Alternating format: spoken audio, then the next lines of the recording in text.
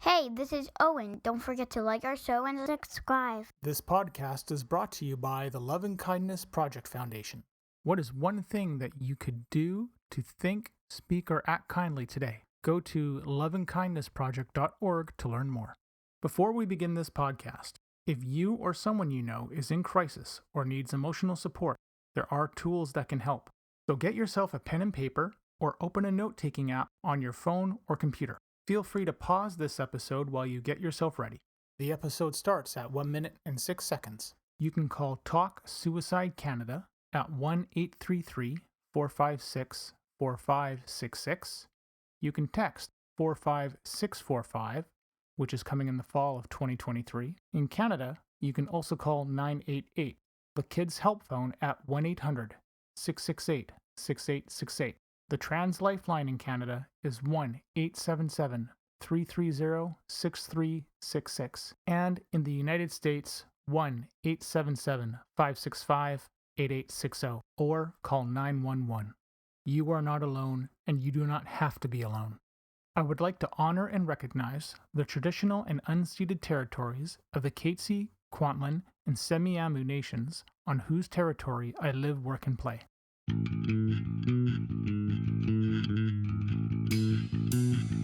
Welcome to We Are the ADHD Family Podcast. This podcast is meant to chronicle our journey with ADHD, autism, and other discoveries along the way. I reach out to advocates, experts, individuals, and other families that want to raise their voices and empower those on their journey. My name is Mark Smeets, and I am passionate about removing barriers for others through creating connections and building on strengths and practical problem solving. I am married to Siobhan, a parent to 2 wonderful kids, and all of us have ADHD. I want you to feel like you have power and hope. And now, into the episode. On Friday, September 8th, I had the opportunity to make a presentation to 5 ministries of the BC government with the advocacy group that I'm a part of, which is the ADHD Advocacy Society of BC, and also CADRA, which is the Canadian ADHD Resource Alliance. I wanted to share my speech with you.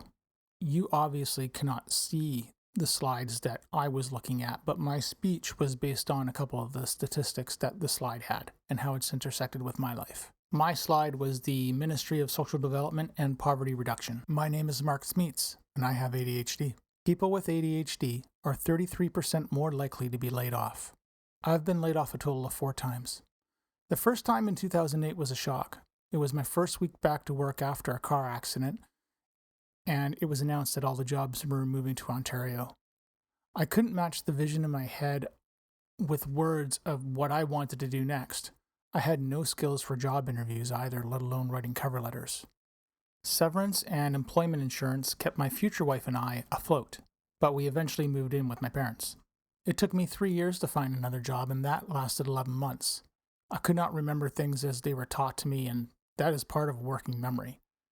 I also had one coworker yell at me and proceed to give me quote-unquote dumb guy drills and drill me in front of the open concept office. This person happened to be in the military. The final layoff was because the office burned down, and due to all the stress and shock, I just couldn't fully process the event. But back to the grind of trying to find work with the same lack of direction, lack of vision, and I hit my breaking point after applying to about 150 jobs. People with ADHD are 61% more likely to be fired. I've been fired twice. The first time I started a job 1 month before the pandemic hit. I was given very little training and I was bounced around from role to role. When it came to my actual job, regardless of my extremely extensive background, I couldn't remember things. I didn't understand how I learned, and I needed more time and proper training. I tried very hard to rely on my technical strengths, but it wasn't good enough. I struggled to keep my attention on tasks because my brain would just jump around from item to item. I couldn't put in order any of it. I was called stupid, I was denied accessibility, and I was humiliated by having to take a course on emotional intelligence because I couldn't express where the gaps were. And by gaps, I mean I couldn't understand why I wasn't grasping the material and what pieces I was missing. The second time, I struggled to recall specific tasks and details that needed to be done. If I was labeling a chart, I'd forget to label the X and Y axis. When I drove home, thoughts and solutions raced around my head, and I would pull over on the highway and write these stories out on my iPhone, Or I'd call my wife and ask her to text them to me so I wouldn't forget when I got home. When I'm in the car and those ideas hit, I will not remember them by the time I get home. At one point, I broke down in tears because I had put a presentation together wrong. My boss yelled at me over the phone with coworkers in the next room. After all the discrimination and abuse, I was eventually fired. If I had supports, I would have kept these roles. In any of these roles, the culmination of barriers leads to trauma. No matter how hard I tried, I felt I couldn't do anything right.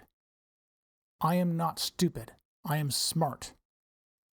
As for the emotional impact, a lot of us ADHDers are impacted by RSD or rejection sensitivity disorder. The feedback that we get, it's like chopping off an arm, no matter how gentle somebody may be. That tiny criticism is humongous. And the panic attacks I've had are not fun either. When I sit down to write a cover letter, I might have an idea, but then it's just gone. Trying hard doesn't produce words on paper, no matter how hard you look at the screen. As for the physical impact, my weight's been a yo-yo, and my physical health has absolutely suffered. Some of you have probably seen my journey with triathlon and how I've gotten my kids involved in everything with training. But now that that's over, I don't understand. I can't find a middle ground. It's either exercise all the time or do nothing at all. It's eat a bunch of stuff or don't eat a bunch of stuff. I don't get it. As for my kids, I worry about my kids. My parents had money. I had a safety net growing up. If it wasn't for them, I probably would have been on the street. My kids don't have this.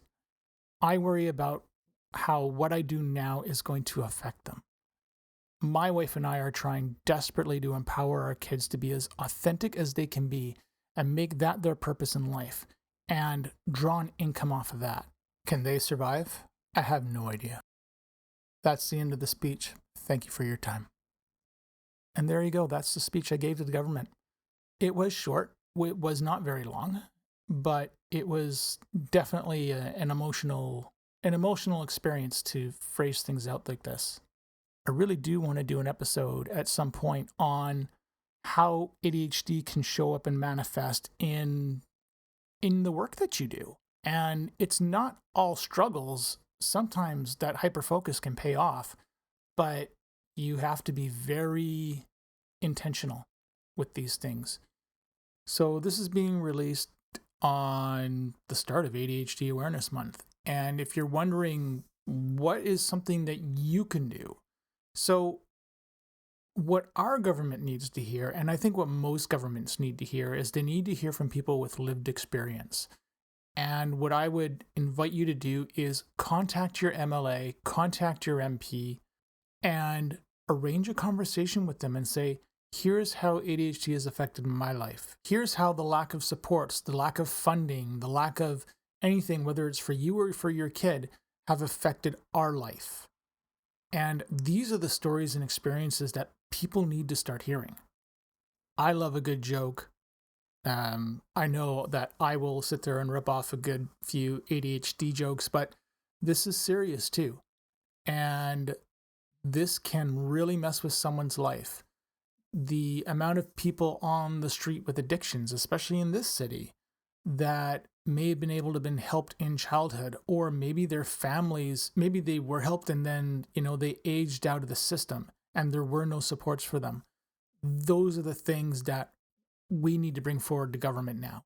And it doesn't matter what city that you're in, start doing it there too. Start those conversations because it doesn't hurt. It's only going to help.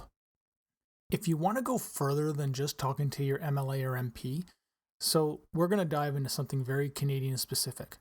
Here in the province of BC, the government, specifically the children, it's the CYSN, or the Children and Youth with Support Needs, that part of the government has started an engagement project. And this engagement project has given opportunities to advocacy groups like ours and many, many others to reach out to families with lived experiences and talk about what their experience is about the lack of supports that are out there. So provincially, if you want to get involved, look for that information, look for that engagement project. And as time goes on, I will be bringing this up with our advocacy group, and I will be talking about it on the podcast. On the federal end's been very, very interesting, because over the summer, or just before the summer, I can't remember now, there was a MP in Edmonton, and I believe Edmonton's her riding, but her name is Heather McPherson, and she started it's called a National Framework for ADHD. And they also started a national framework for autism as well, but I don't know who the MP that's looking after that is. But back to the ADHD one, you can get involved with that. And there's an episode that I want to make in terms of how you can get involved with those things, because it's critical and it's important that we speak up and that we say something about this now. I normally don't do this, but I do need to knock some of the advocacy groups that are out there. The groups are, and I mean, you would have heard this too from this one presentation, but they are very much within keeping things for their specific thing. And I'm not necessarily knocking them in such a bad way, but other groups can suffer if we're only talking about their specific issues. We need to expand that voice, and you need to, if there's something that you believe in that you think is missing, scream it out there. And hey, reach out to me and we'll talk about it too. And if there's a chance for me to amplify something, I'd amplify it for you. But those advocacy groups that are out there, they've got to be for everyone, not just for that specific group. And I think that's where some advocacy groups have probably just lost their way, and they're only focused on that. And what makes it worse is the media will focus on those specific groups, maybe because financially they bring in a lot of money, or they know they have friends in the media that they can rely on to get their message out. That is not helping. Do what you can to get involved with these things, because again, it's going to make a difference. And I know we've got an election coming up probably in the next 2 years. It sounds so weird to say, but I've never seen a government, federally or provincially, that regardless of what is going on in the world right now with inflation and everything else, I haven't seen a government on either end be this involved, this active, and that's really positive. And I can't stand the negativity I see that comes from the opposition, but we can't let that negativity silence our voices. This is the time to speak up. There has been progress in the past couple years, especially with COVID. There were some really good things that have come out of this. And not out of COVID per se, but just out of the policies that the government's passed. There are some really good things. We need to keep fighting for them. And if you really feel like that you got to do more, then you got to run for office, or you got to run for that school counselor position, or something in the municipal side of things. You got to step up, because if you don't step up, if you aren't raising your voice, then we're just letting others who are trying to take this stuff away do that. And that's a problem. One final thought on this end. A lot of people will say, well, I don't want to get involved in politics. I don't get political. Guess what? You are. It's a bit of a cop-out to say that phrase, because really what you're saying is you're not interested in the Robert's Rules of Order. You're not interested in the way of sitting there going through a process, a committee, and all that kind of stuff. And that part I totally get. But it's necessary. When you say that you aren't interested in politics, you're lying. You are. You want to see the services for everybody in there. This is why we do pay our taxes, so we can have those fundings and have those things in that. If you're saying, hey, I support a government that wants to take this stuff away, or that believes in a totally other direction that is going to result in having people's rights and livelihoods, sort of taken away, that's political as well. So you're involved in it no matter what. Just quit saying you're not.